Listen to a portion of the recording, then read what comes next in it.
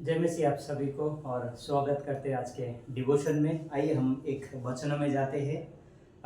वचन रहेगा आज के डिवोशन में दूसरा कोरिन्थियंस 4:7 इस प्रकार लिखा है, प्रेरित पौल के द्वारा लिखा गया। और यहाँ पे हम देखते हैं दूसरा कोरिन्थियंस 4:7 यहाँ पे लिखा है, परंतु हमारे पास वे धन मिट्टी के बर्तनों में रखा है कि यह असीम सामर्थ हमारी ओर से नहीं वरन परमेश्वर ही की ओर से ठहरे। आइए हम प्रार्थना करें। जीवित परमेश्वर, धन्यवाद देते आपके सुंदर वचन के लिए। परमेश्वर, आज के इस सुंदर समय में आप हमसे आपके वचनों के द्वारा बातें करें परमेश्वर, हमारे हृदयों को तैयार करें परमेश्वर, और जो भी आप बात करना चाहते पवित्र आत्मा हमसे आप बातें करें प्रभु। धन्यवाद करते, प्रार्थना यीशु के नाम से मांगते हैं, आमीन। जिस तरीके से इस वचन को पढ़ा और वचन के आज के जो शीर्षक है डिवोशन में, शीर्षक इस प्रकार है कि परमेश्वर का धन, और उसके बारे में आज हम देखने वाले हैं। जिस तरीके से यहाँ पे लिखा है कि परंतु हमारे पास वे धन मिट्टी के बर्तनों में रखा है। यहाँ पे जो प्रेरित पौलुस मिट्टी के बर्तन के बारे में जो जिक्र करता है, वो मिट्टी के बर्तन जो है वो आप और मैं, हम मसीह जीवन में, हम परमेश्वर में है, एक मिट्टी के बर्तन के समान है। और यहाँ पर कीमती चीज जो बताया गया है कि धन जो है एक खजाना की तरफ पे हम लोग कह सकते हैं कि एक खजाना है, जो प्रेरित पौल यहाँ पे कह रहे हैं कि मिट्टी के बर्तन के अंदर खजाना को रखा गया है। और जब हम पुराने समय में अगर हम लोग देखते हैं कि जो लोग खजाना को रखते थे वो मिट्टी का बर्तन को प्रयोग किया जाता था, क्योंकि उस समय में लोहे या तो उस समय में इस तरीके का बर्तन नहीं था जिसमें रख सके। आज हमारे पास बैंक बैलेंस है, बैंक में अकाउंट करते हैं, हम कई सारी चीज कर रहे हैं, लेकिन उन दिनों में ये सुविधाएं नहीं थे। लेकिन उन दिनों में क्या करते थे लोग,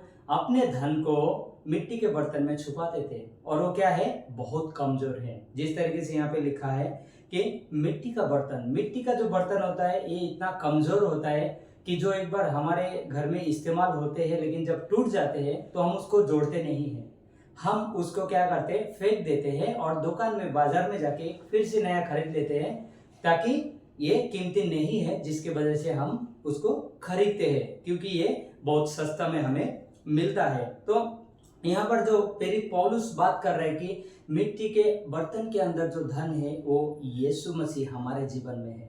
जिस तरीके से मैं एक उदाहरण एवं कहानी बताना चाहूँगा कि एक गांव में एक फुटबॉल टीम था, जहाँ पे लड़के लोग थे गांव के जो बहुत अच्छा फुटबॉल खेलते थे।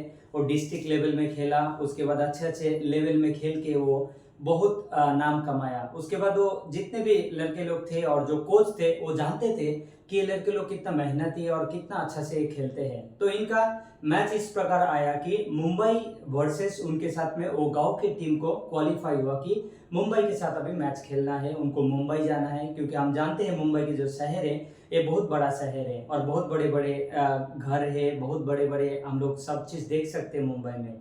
लेकिन जब ये गांव के लड़के लोग जिनके पास अच्छे से शायद जूते नहीं है, अच्छे पे जर्सी नहीं है, तो लोग जब अपने बस में करके वो ट्रैवलिंग कर रहे हैं मुंबई की यात्रा के लिए, तो जब वो मुंबई पहुंचते हैं, तो जब वो स्टेडियम में घुस रहे हैं तो स्टेडियम में वहाँ पे म्यूजिक बज रहा है। जो उसके अपोनेंट टीम है, जो मुंबई की टीम है, वो देख रहे हैं कि उनके जो जर्सी यानी कि उनके जो ड्रेस है वो बहुत कीमती, बहुत अच्छा वाला है, उनके जो जूता है बहुत अच्छा है, वो एक्सरसाइज कर रहे हैं सारी चीज पहन के। लेकिन इन लोगों के पास इतना सुविधाएं नहीं है कि ये सारी चीज को करें। लेकिन जब इनके कोच को पता चला कि लड़के लोग डर रहे उन लोगों को देख कर के, उनके बाहरी रूप को देखकर, और कोच ने इनको ये बताया कि तुम डरो नहीं, मुझे पता है तुम्हारे अंदर क्या है, और तुम जाओ और अपने सबसे बेस्ट चीजों को दो और क्या करो, उसके द्वारा मैच को जीतो। तो ये टीम उनके ओपोनेंट में खेलता है और उसके बाद उस जगह में वो लोग अपने सारे बल बुद्धि को लगाते हैं और उसके बाद उस मैच को जीतता है, क्योंकि कोच को पता था कि उनके अंदर क्या चीज छुपा हुआ है। आज हमारे अंदर परमेश्वर का धन यानी कि यीशु मसीह हमारे अंदर है, और वो हमारे लिए एक धन है, और जिसके द्वारा क्या है, हम धनवान भी हम कह सकते हैं। उसके बाद जब कोई कीमती सामान के बारे में हम देखते हैं, वो हमारे लिए एक धन के समान ठहरता है। और धन जो है, जिस प्रकार से हमने सुना कि यीशु मसीह हमारे जीवन में है, तो वो हमारे लिए धन है। जैसे मरकुस की पुस्तक में अगर हम लोग जाते हैं, उसमें 11वें अध्याय में 1 से 11 पंक्ति अगर हम लोग वहाँ पे पढ़ते हैं, तो वहाँ पे एक घटना लिखा है जहाँ पे यीशु मसीह अपने यरूशलेम में विजय प्रवेश करके लिखा है, और वहाँ पे यरूशलेम में जा रहा है कि 1 हफ्ते बाद वो इस संसार के पापों के लिए मरने वाले हैं। और वो जब वहां से अपने चेलों को कहते हैं कि जाओ एक जगह पे आपको गधी मिलेगा, उसके बच्चे को यहाँ पे लेके आओ और उस पे सवार होकर उनको जाना था, यरूशलेम में उनको एंट्री करना था। और उस समय में जब हम देखते हैं उस गधी के बच्चे को लेकर आया कहाँ पे, उस यीशु मसीह ने जब बताया, चेले लोगों ने लेके आया और उसके बाद उसके ऊपर कपड़ा डाला गया, क्योंकि उससे पहले कोई उसके ऊपर सवारी नहीं हुए थे लाइफ में। तो उन्होंने जब उनके ऊपर बैठा, अच्छा कपड़ा उनको डाला गया और जब वहां पर बैठ के वो जा रहे थे तो लोग, वहां पे जो लोग थे वो चिल्ला रहे थे, होसाना होसाना करके चिल्ला रहे थे। वो अपने कपड़े को रास्ते में बिछा रहे थे, वो अपने रास्ते को जब रास्ते में कपड़ा जब बिछा रहे थे, उसके बाद खजूर का पत्ती जो टहनियां होता है वो सारी चीजों को क्या कर रहे थे, बिछा रहे थे और वो लोग होसाना करके चिल्ला रहे थे। लेकिन मैं सोच रहा था इस गधी के बच्चे के बारे में कि जब यीशु मसीह उसके ऊपर सवार था तो उस गधी के बच्चे को लोग सम्मान कर रहे थे, क्योंकि उस गधे के बच्चे के पैर के नीचे लोग खजूर की पत्ती डाल रहे, पैर के नीचे लोग कपड़ा डाले हैं। और ये क्या था, जब यीशु मसीह उस गधी के बच्चे के ऊपर था वो एक खजाना के समान था, क्योंकि यीशु मसीह खजाना है।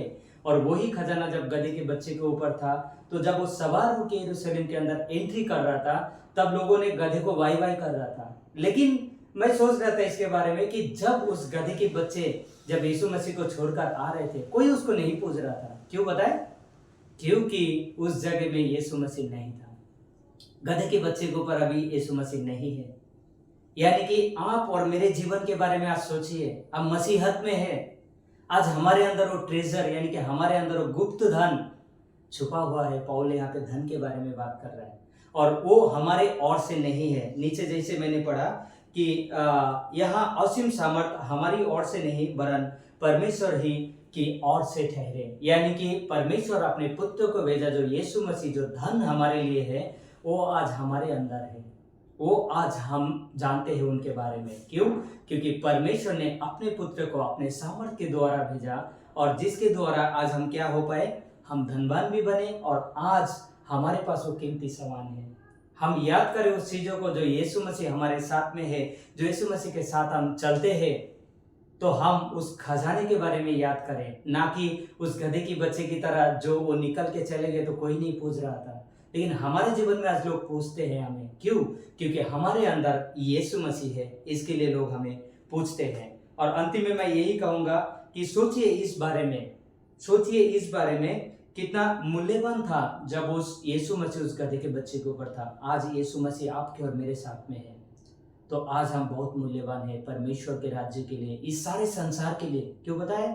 क्योंकि परमेश्वर ने आपको और मुझे चुना है। किसके लिए? उसके राज्य के लिए, उसके कार्य के लिए। और उस धन को हमारे अंदर डाला। हम उसके योग्य के नहीं थे, हमारे अंदर वो सामर्थ नहीं था कि हम उस धन को अपने अंदर रख सके। लेकिन धन्यवाद हो कि परमेश्वर ने अपने पुत्र को भेजा और जिसके द्वारा वो धन आज हमारे अंदर है। और यही बड़ी बात है कि हम आज यीशु मसीह को जानते हैं, उसके धन के बारे में हम जानते हैं। तो धन हमारे लिए जो है वो यीशु मसीह हमारे जीवन में जो है धन है, वो जो सुसमाचार परमेश्वर के हमारे पास है, जो उसके प्रेम के संदेश, वो हमारे लिए धन है। और धन ये है कि परमेश्वर का जो जीवित वचन आज हम बाइबल को पढ़ते हैं, ये परमेश्वर का धन है, ये हमारे लिए परमेश्वर ने दिया है। तो कलीसिया, इस डिवोशन के द्वारा मैं आपको यही उत्साहित करना चाहूँगा कि परमेश्वर का सुसमाचार हमारे पास है, यीशु मसीह आज हमारे पास है, उसके बाद परमेश्वर का जीवित वचन हमारे पास है। हम क्या करें? उसके धन को हम हमारे अंदर रखें और उस धन को लोगों तक भी हम पहुंचाएं सुसमाचार के और प्रेम के माध्यम से। और जो जीवित वचन है उसको हर रोज हम अपना जीवन में क्या करें? पढ़ें और उस हर रोज हम मनन के द्वारा हम उसके धन को अपने अंदर रखें। धन्यवाद देते हैं कि परमेश्वर के इस जीवित वचन के लिए, और धन्यवाद देते हैं कि आज के जो दिन है वो दिन आप सभी को आशीषमय रहे। धन्यवाद।